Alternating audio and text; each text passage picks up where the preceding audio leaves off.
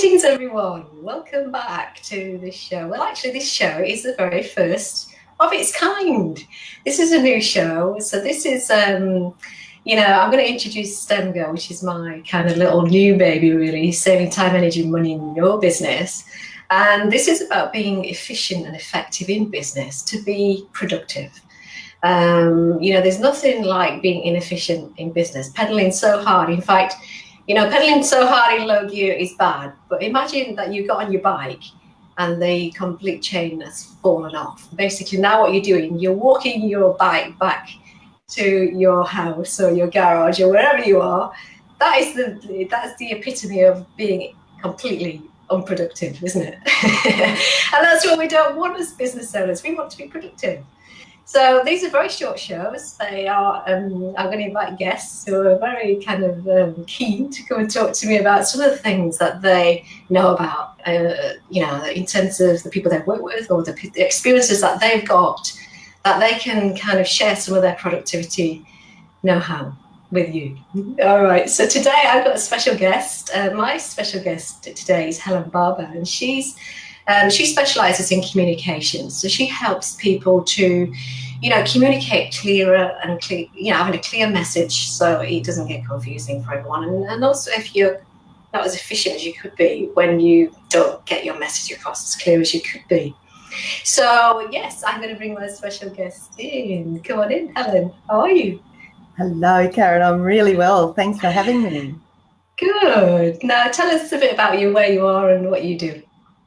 Okay, great. I have a business called To Be Creative, and as you said, I have really specialised in communication all of my life, starting when I was quite young in the publishing industry as a writer, and I did lots of stuff around travel writing and music journalism, and that led me into a career in marketing and advertising. Mm-hmm. And I guess my whole life has been about translating big ideas into very simple, effective communications that can be understood easily. Sure. And it really occurred to me, that has been the theme of my life, really. Yeah. And I understand through a lot of the coaching that I do around leadership and helping people to listen more effectively and communicate more effectively, that it really can help people to get it right the first time, Sure. every time. Yeah. And that saves a lot of time, effort, money, and anxiety. Yes, absolutely. So we've got some people on board today. Hi, Diane, Graham, and Tina. Hello, and lovely Liana. Lovely to see you all. Ask any questions. Say hello to us. Share any comments that you've got while Helen is here on board.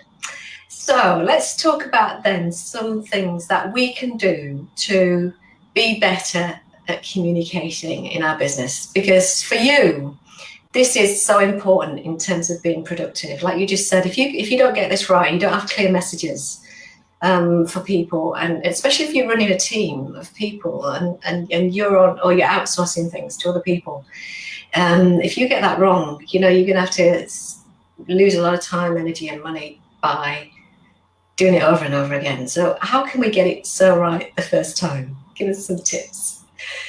I think one of the best lessons I was ever taught when I was a very young writer, I had a mentor who basically taught me how to be naturally curious and how to interview people. And he said to me, as long as you can really ask questions about why are we doing it, when is it required, how are we going to do it, who needs to be involved, and what are the outcomes that we want. It was so enlightening for me to have the who, what, when, where, why kind of idea in my head. Okay. That everything that I've done from that point on has really been about getting people very clear on those things. Yes. Even to write emails, having all of that in there will stop any confusion. And so a lot of people go, oh, I need this by such and such a time, but they don't explain why they need it, or, you know, what part of the process that is. So, Yes. for example, the other day I was speaking to a friend of mine in business who directed somebody to do some database work. Mm-hmm. And only half the message was kind of relayed without the real deadline being given. And that resulted in people working very late and sort of chasing their tails and burning out a little bit to try and rush it through. And that, of course, is when mistakes can happen. And so it's important that everybody's in the loop and on the same page with anything that you're trying to do in collaboration with each other. Yeah, absolutely. That is a stunning example, actually, of how that doesn't just affect you, but it's affecting, you know, everyone that you're dealing with. If your message is not clear and you don't really know what you're trying to communicate, or you it's in your head, you know, I do this, we all do it, right? We all have these kind of ideas of what our vision is and what we want to achieve. And sometimes people don't have that same level of detail that you have in your head, and so knowing the kind of the five, I call it the 5 W's and the H. You know, I always have that too. That's a really good tip, because that reminds me that I may have it in my head, but do I communicate that to them, to know it in their head, so I don't keep constantly getting questions. And I don't cause myself and my team a lot of stress. So that is a really super example of how you can get it so right and yet so wrong at the same time. I think the old assume, when we assume that people can read our minds, it's when it can go quite wrong. So we need to be very clear in our own thoughts, just to take a few minutes to go, have I answered all the questions? Yes. Have I really understood where I need to be clearer here, and get it all out of my mind and onto a page just for a second, and then be able to deliver that message very clearly. Make sure also that you can qualify that they understand before you go any further. That's a real key too. So you got that? Tell me what you're doing. And get them to repeat it back to you. Tell me what I've told you. Yeah. Tell me what I've told you. You've got to do. Yeah. Yeah. And it only takes an extra minute, but it can save, as you said, so many questions, so much confusion, you know, major issues that compound really very easily, which you kind of go, hang on, how did that happen? Yeah. I'm sure I was clear about that, but that must happen over and over and over in so many organisations, and a lot of organisations I've worked in as well. That is common. That is so common. Yes, and the other thing that's you know, very important to me is helping people to have conversations without the anxiety and the emotion around it. And I know a lot of women in particular feel like they're perhaps not heard as much as they could be. Mm-hmm. And there may be a reason that they're not being heard is because perhaps their conversation style may involve a lot more peripheral stuff than is required, and the real message gets lost.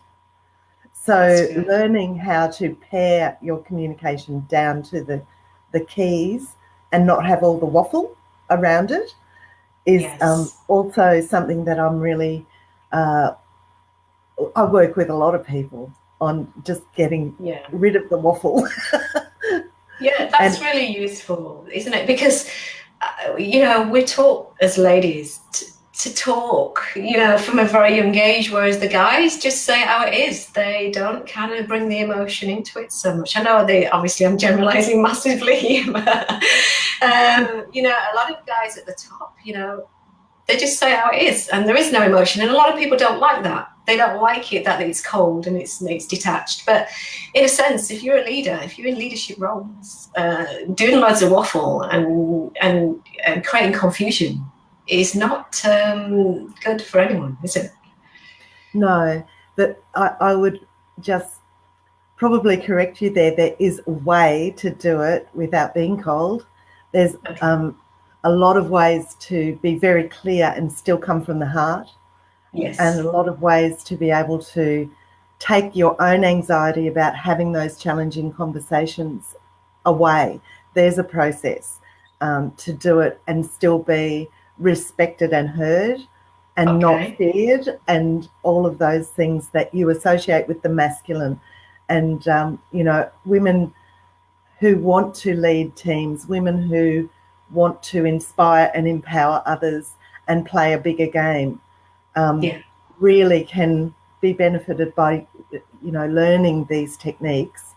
And I really highly recommend it, because we do have to keep our heart and our femininity intact, but we do have to learn a style of communication that allows us to really be heard and really be understood, especially when we're giving guidance or corrective feedback of any kind. Yes. We want people to know that we come from a space of intent to help them grow, not to criticise. Yes. So, that is a really different distinction from the blokey way of just calling it how they see it. So we can, I know what you're talking about too. Yeah, we can still be warm and we can still be gentle, but we don't have to be anxious about it. We can be confident in our abilities and our strengths, and not doubting ourselves. Absolutely. But if the message is clear, then we don't have to have those anxieties, is what you were saying. No, that's right. And there are some really great conversational tools that I can share with people to be able to have that confidence and to be able to feel like they are getting through to their kids, to their partners, to their work colleagues, to their team, to other business people that they want to connect with. So it's across the board. It's personal, it's professional, and they're kind of life-changing in a way, because once you know them, you can't unknow them. Sure. And all you can do is practice them and get more skills. Yeah, and I get that completely. Yeah. Oh, that's super duper skills. So I'm going to put your links up. Where can people get hold of you, Helen? Where's the best place for people to learn your tools and techniques to change their lives? Look, I would love to hear from anybody. I'm happy to take questions on board. They can contact me through my Facebook page, which I think you've got the link to. I LinkedIn do. profile.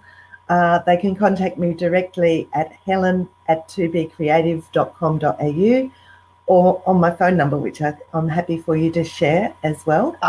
Okay, awesome. I will do that after the broadcast. I'll put it in the links and share it around.